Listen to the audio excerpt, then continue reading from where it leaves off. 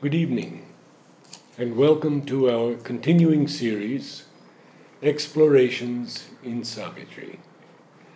As always, joined by our brother Alok. Alok Bhai, you've chosen a very profound topic, the Creator and the creation. Where does one begin?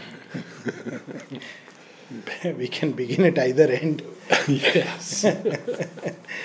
But there was a reason why this subject came. Actually, I was, anyways, reflecting over this, and I got a mail from Sergey ki, what are you planning? You have covered almost everything except the creator. I said, yes, that's right. That's what I'm thinking, creator and the creation. But more pragmatically, I think, as human beings, we need to know who we really are, what is our antecedents, our lineage, our parentage. I think that's a fundamental need for all of us. And depending upon that, our answer to that, a lot of attitudes emerge depending on the answer as to what is the source, who is the creator, is there a creator, for example.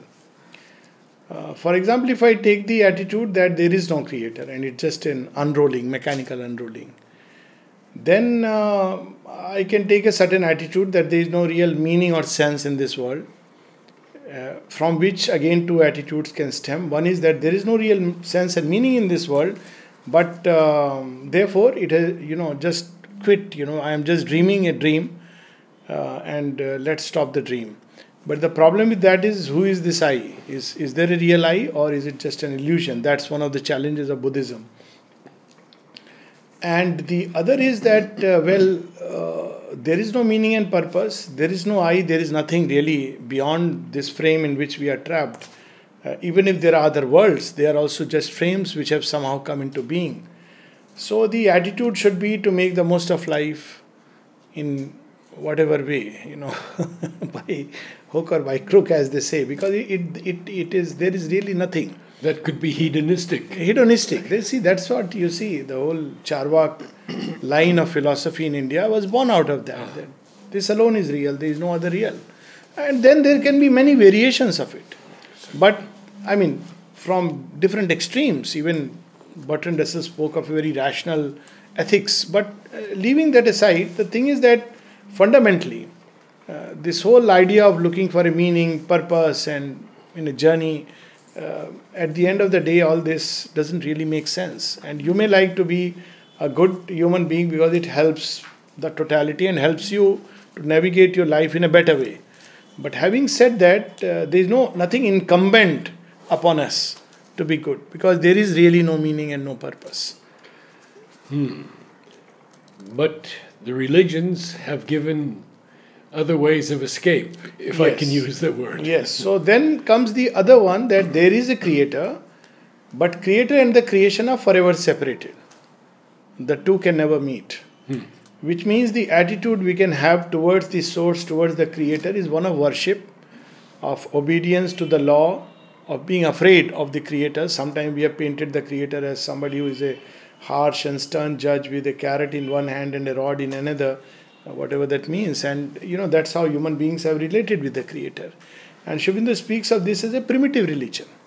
In the beginning, mankind, probably when we are very crude in our vital parts, it helps us to think that the creator is someone who actually punishes us. But he is out there, he enjoys some heaven of bliss. And at the most that we can do, if we are faithful to his commands and commandments, that we can also, after departure, something in us enters into some heaven of beatitude, where we can dwell with his angels, where time to time we can have a glimpse of him, but that's it. Or else, if in this one carrier of the soul, one life carrier of the soul, we have not been able to live up to that for whatever reasons, we enter into a state of eternal darkness. So here again, tremendous fear comes, and a lot of proselytization emerges from that. Certainly. Let's convert people, and people get converted who are so full of fear that I have my chance. So this is one kind of attitude. Then there is a third attitude which we see in Indian thought particularly, that in the deepest essence the creator and the creation are one. Which means that the creation, at some point there is a contact between the two, and the creation can discover the creator and even unite with the creator, because deep within there is already a union. It's like the wave and the sea. So though the wave looks separate, but the wave is always one with the sea, is impelled by the ocean force, and has the same essential fundamental constituent, and can lapse back into the sea and merge forever. Is there any other country other than India who has had this vision, this realization? Big question. I am not aware of it, but nor am I. Yeah. So, but yes, I would stand corrected. And the other day, somebody was, that reminds me of something very deep and intimate. Yesterday, I was having a discussion with someone, and the person says, "Why are you so obsessed with India? It's after all a very small country in some obscure corner of the globe." I said, "Yes. Why globe? It's an obscure corner of the universe." But the problem is that though this is a very small country, it is the heart and the soul of a civilization. So, what happens? Heart is a small organ. I mean, brain is bigger, liver is much bigger, of course. But if the heart collapses, the lungs are much bigger, then the whole system collapses. So that's the significance of India. So I'm not aware either. At the same time, I must say that all these other approaches which we have just spoken have also existed within India. That's the beauty of it. Yes. So while in India there are schools of thought which do believe that there is nothing like a creator, or there have been schools of thought where there is a forever separation between the creator and the creation, they can at best be companions but not united. And at its extreme end are schools where you can unite with the creator. And Sri Aurobindo obviously accepts this, that yes, in the depth the creator and the creation are one, and there is a possibility of union, because from there comes yoga. Otherwise there is worship. Worship can be a beginning of a yoga, but it ends there. Yes. But when there is a possibility of union, you have yoga. But Sri Aurobindo takes this to one step further, and he says not only deep within us there is a kind of possibility of union, because there is no separation there, but even creation in its manifested form, all these things that we touch and see and hear and smell, they too are the body of God, which is constantly at change in the making. So even the mutable, changing, ephemeral world are also nothing else but Him extending Himself. And at least one Upanishad speaks about it, that all the four states of consciousness, from the depths of sleep to the dream world to the waking world, and that which exceeds all these three, they are one single extension, Chatushpad Brahman. So I find it very fascinating. Deep in us. Deep in us. A hidden kinship. Yes.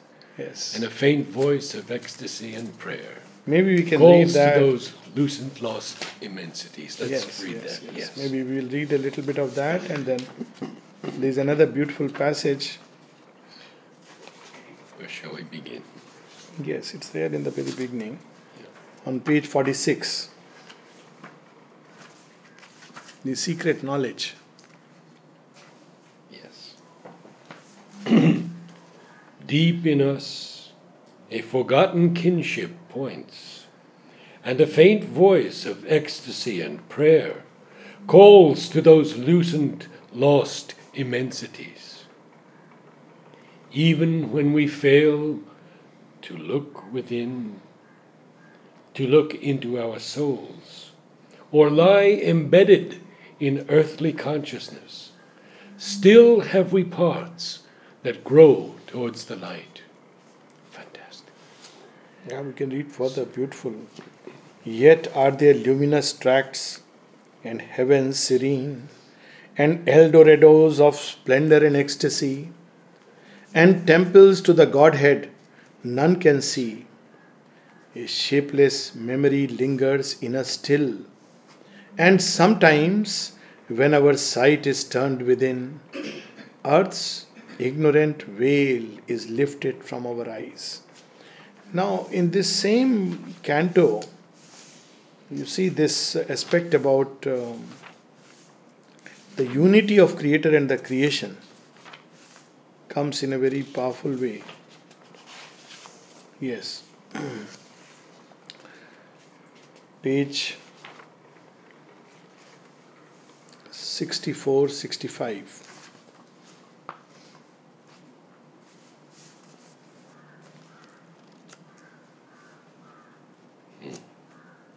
We'll go a step further.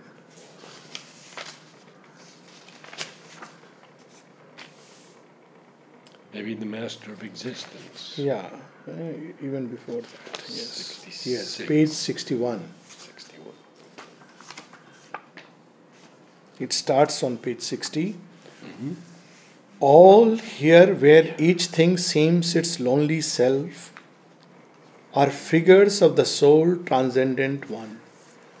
You see, one of the things that we feel as a need of today is to create a sense of unity, a spirit of unity. You know, it's a deep need everywhere.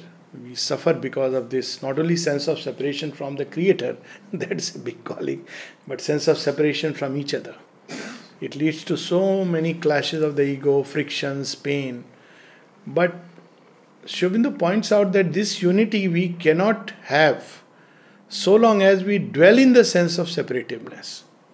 And the only point where we can discover that all of us in our deepest essence are connected with each other, the deepest kinship, is through our the self which is within us. If we can live in that realization, or even have a glimpse of that experience that everything here is something of the divine, it changes our life. I mean, I have caught myself several times, and I'm sure, all of us at some point would have felt it like this. That if ever I have, or let's say we end up speaking sometimes harsh things about someone, criticizing someone. Of course, in the beginning you don't realize when you're leading a normal life, it's the way of life. But then there comes a time when you think, whom did I really criticize? When I criticize a painting, am I criticizing the painting or am I criticizing the painter? And then there is an auto-correction that, look, what am I doing really? All this is the divine working in His creation. And all of this is an unfinished product. And just as when we exalt someone, it is not the person but the beauty of the light of the grace, a gift of grace. Sri Aurobindo says that the difference is actually an act of grace. That's it. Nothing else. This union, Yeats has two lines among school children, the poem, where he says at the end, "O body swayed to music, O brightening glance, how can we tell the dancer from the dance?" Beautiful. That's it. So this has been glimpsed. Yes. Glimpsed time to time that actually it is He who is there. And there is a very beautiful meditation. Very often people ask this, that, okay, tell us the process of meditation. Nowadays it's the in thing to have guided meditation and imagery and all. That's old stuff. Actually, what Sri Aurobindo has done is something very futuristic. So I often suggest that there is a passage in Sri Aurobindo's Isavasya Upanishad. In SABCL, I think it was page 475 or something. I don't remember now in the new volume, but somebody can probably find it and tell us. He starts with lift your eyes towards the sun. And he says that look yonder, that distant sun and everything, and who is there in it? And he says he is the ancient of the ancient. And then he says that come nearer to earth. And the man passing by with it crouched and bent, who is he? Realize that it is him. That little child who runs past you, who is he? But do you realize it is God who has smiled at you? And then he says, nay, he is nearer. He is in you. He is you. The last realization is He is you. And then he says that, once you have this experience, I mean, it's a very powerful passage. Our human voice invariably profanes it. Yes. But he says that once you have that experience, then you cannot be afraid of anything. Fear not, doubt not, tremble not, because in your apparent body dwells the million-bodied one. Yes. I mean, we look at life like that, our limitations, this family, my family, that family. It looks like we are talking of some archaic times. And Sri Aurobindo mentions Cromwell in one passage where he says, Cromwell said, "There, but for the grace of God, go I." And Sri Aurobindo said, almost correct. There, by the grace of God, go I. Yes. This experience is a very, very powerful and really changing experience because it shatters you. There is nothing, no other. There is only I, that one I. Of course, because we have to engage in world and its activities, it's very difficult to hold this as a concrete realization all the time. But once the doors are open and you can always get back into it, it's something wonderful. It's a life-changing experience. So this truth that everything is nothing else but an expression of that single reality. Even a moment's glimpse is so profound. So this is the basis for unity. And look further, only by Him they are, His breath is their life. As long as the breath is there, it lives and breathes. When the breath withdraws, it goes back into Him. So death loses its sting. The fear and, constantly we run away from it. What is it? It's going back to Him, nothing else. It's going to Him for rest. Even if one doesn't need to be a philosopher or read books, if it is true that everything has emerged from the One and goes back to the One, then there is no sting of death anymore. So here it is, breath is their life. There is a prayer of the Mother where he addresses the Divine as life of my life, light of my intelligence. That's how. So once we start looking at things like this, it changes us. So all this is tremendous practical import. And then an unseen presence molds the oblivious clay. The clay doesn't know. Sometimes it feels the touch too harsh and cries out. Sometimes in anguish and anger it may say, "Oh thou monster." But he doesn't mind because he is only love. So he goes on molding. He goes about his works. That's something very nice about Divine. Something we can learn in life. That people may say 100 things. You go about doing what you think is the right thing to do, the best thing to do. Because that's how the Divine goes about. He doesn't stop. Oh, you call me this? Okay, fine. That's it. Because it's nothing else but Himself. So, but later in life, I have found if I want to criticize someone, I see that problem is in me. That's also true. Absolutely true. Because so why criticize? Apart from the fact that we see in others what we carry within ourselves. Yes. Absolutely true. Yes. Apart from that, the fact is that nature is not individual, it is universal. Yes. So we can cut portions from it and identify with it and say, this is me, and keep all the rest inside us, hidden. So it's really meaningless. And everything is in the making. The third thing, which is a saving grace, which Sri Aurobindo brings to us, is that everything is in the making. None of us is finished product. And the problem is if we present ourselves as finished products. So sometimes people come to ashram and ask, where are the Siddha yogis? So I tell them, if we are all Siddha yogis, we would not be here. We are all amateur artists trying to figure out and learn God's play. Because it's a constant changing and it keeps you youthful. The moment you feel you are finished product, just meant for a showpiece, then it's gone. There's no joy in life anymore. And then you want to just protect a sham self-creation, which is not good, show or sham. So we are in the making. What are we in the making? Each of us are God in the making. What are we in our origin? We are God in our origin. We are God in the making. What is it in the middle? Middle also we are God who is going through these countless experiences in the process of becoming. And it's so beautifully captured in the Life Divine in these three simple words. Being is becoming. I remember long back, soon after my medical graduation, somebody gave me this line. So it hit me. I said, my God, what is this to start with? Being is becoming. I said, some abstract word, phrase. But slowly it discloses itself, so many layers of meaning. Being is becoming. We could equally say becoming in its depth is being. Then we see on, another next page, this another thing which Mother says, that each of us are equally portions and children of the Divine Mother.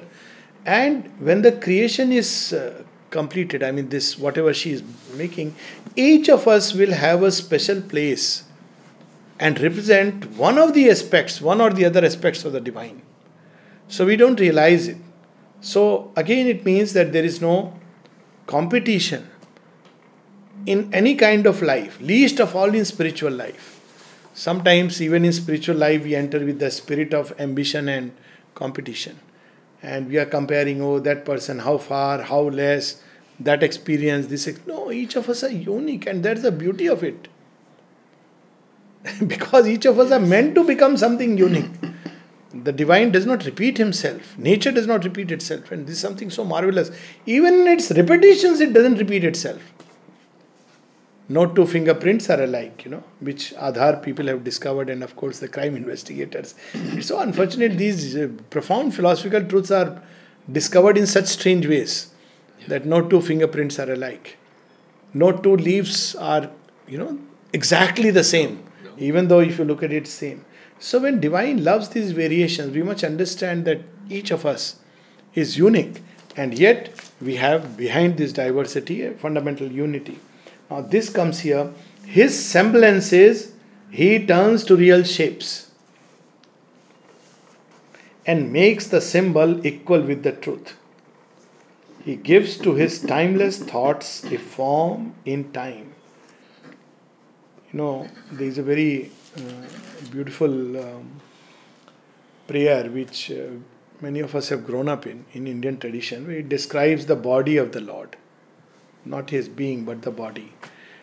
And in this whole prayer or adoration, there is only one word which will keep coming, and that is Madhuram. Sweet. So, what is sweet? It's not just that Lord's heart is sweet. So it says Lord's forehead is sweet. Lord's eyes are sweet. Lord's lips are sweet. His gait is sweet. His feet are sweet, Madhuram, Madhuram, Madhuram. So you end up realizing that we make these distinctions of high and low. But what is it in this creation that does not partake of something of his being, his sweetness, his delight? And all these are very sobering experiences. So that's why it's so important to understand this aspect. He is the substance, he the self of things. This that we often ignore and disdain is nothing else but he. It's he who has created this fallen substance, obscure cloak out of something in himself. She has forced from him her works of skill and might. She wraps him in the magic of her moods and makes of his myriad truths her countless dreams. And then a few lines below. He is the maker and the world he made. Yes. He is the vision and he is the seer. He is himself the actor and the act. He is himself the knower and the known. He is himself the dreamer and the dream. So again, very often when we talk about spirituality and spiritual life, there is still a misconception. Unfortunately, what has happened to India, that even here we think about immediately meditation. And the mother speaks about it in agenda. She says, they are still the same old-fashioned. Yeah. The moment we talk about spiritual, they think about meditation. How to meditate. That's the beginning and end of the story. Whereas in true spirituality, you don't have to be taught meditation. You should reach a point where meditation becomes natural. Simply because life has become a constant meditation and worship of the eternal. And she has seen that when people come out of meditation, they're the same as they were before they went in. Sometimes worse. Sometimes worse. Because you have disturbed their meditation. You disturbed my sadhana. So if sadhana could be disturbed, then what is the difference? That should be at least the difference between sadhak and sadhana. There are very funny stories about ashram. There was one person who used to close his eyes and walk through corridors because he didn't want to see and get tempted. So some of our, now they are all grown up, elderly, wonderful people, but young girls who were studying in the ashram school, they would suddenly, when they would see him stretch their legs, so he would, hit and fall down. And then they would take a good laugh. So, how people have grown up here is unimaginable. I remember another, just as an aside, how everything was turned into an equivalent of delight.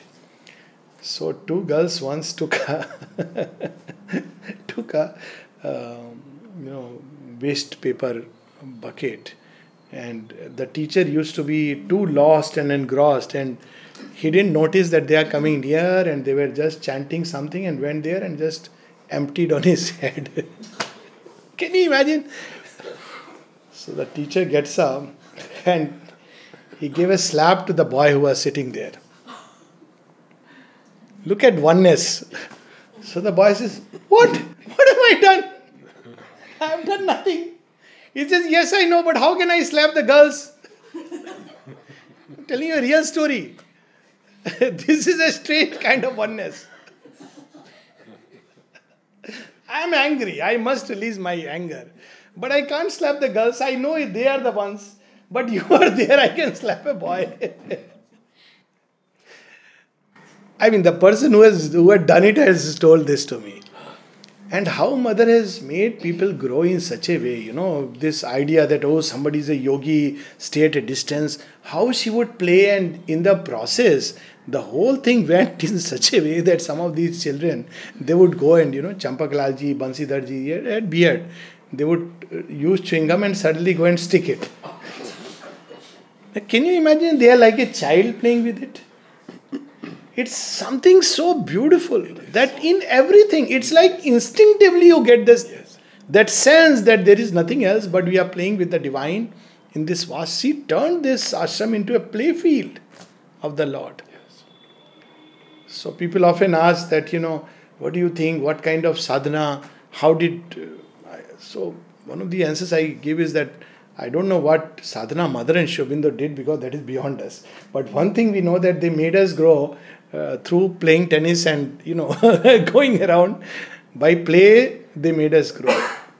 And we see that also in, the story of Krishna. Playing and making us grow, our souls. That relation with God, that relation with the Creator. Otherwise, there's always this awe and fear.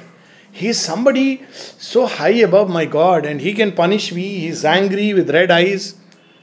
And Mother has said some of these are not God, they are asuras. And Sri Aurobindo has said the same thing. The gods of certain religions are asuras who have been seated. Magnified image of the human ego.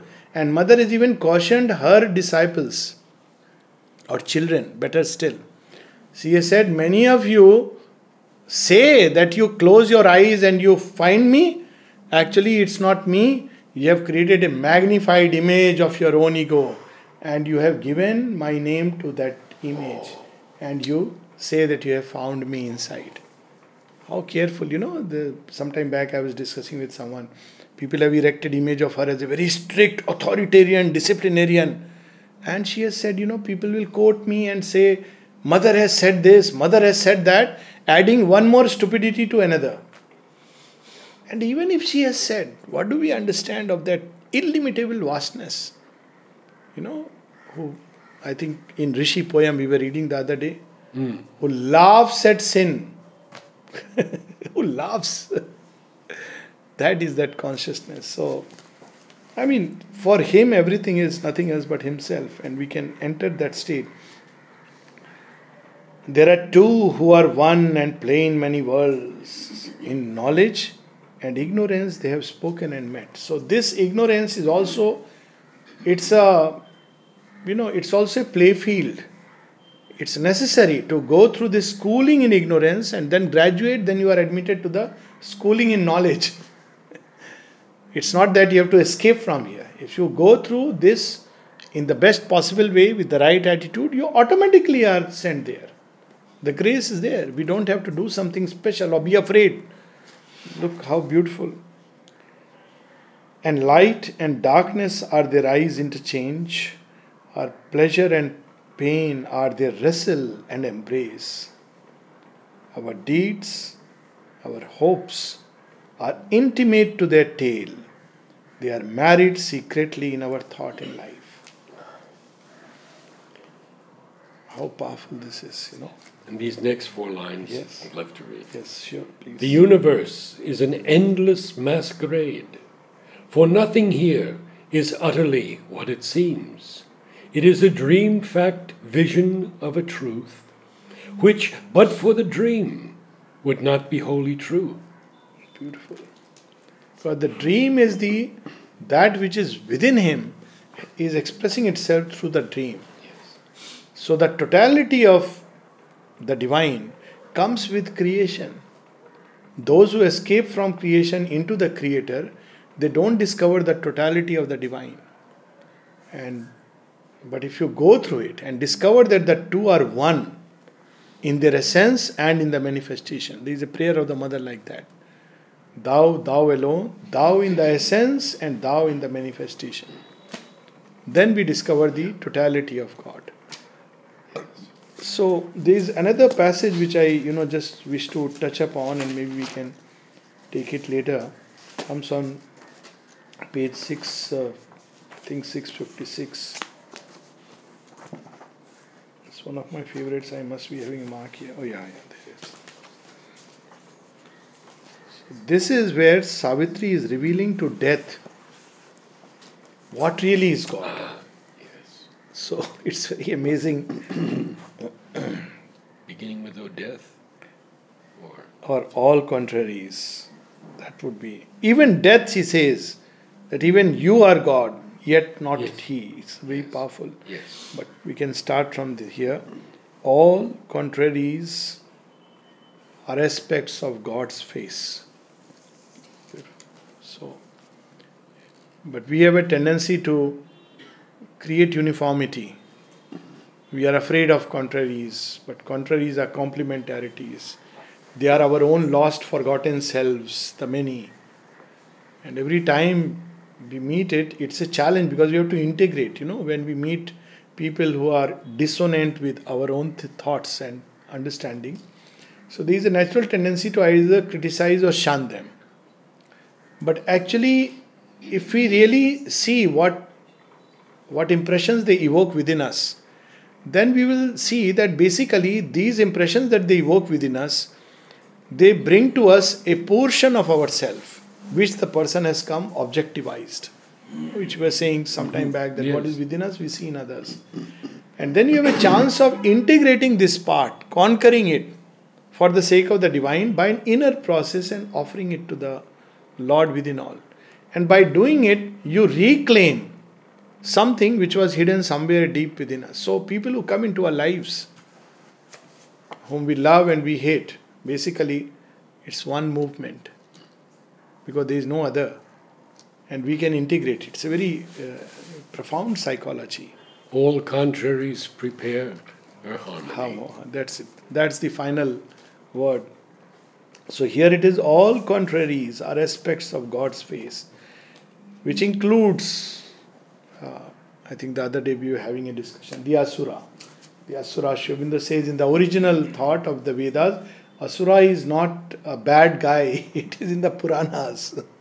He is the one who represents the force side of the Supreme. Later on, of course, there is a separation, and with separation, all the muddle starts. But in its origin, Even this guy represents the force aspect of the divine, just as the gods represent the light aspect of the divine. And that is why in the Durga prayer, famous, Sri Aurobindo speaks of that. Give me the strength and industry of the Asura, the character and intelligence of the gods.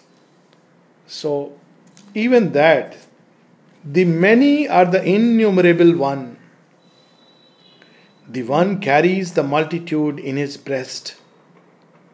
So, this one part then says, he is the impersonal, inscrutable soul. He is the one infinite person seeing his world.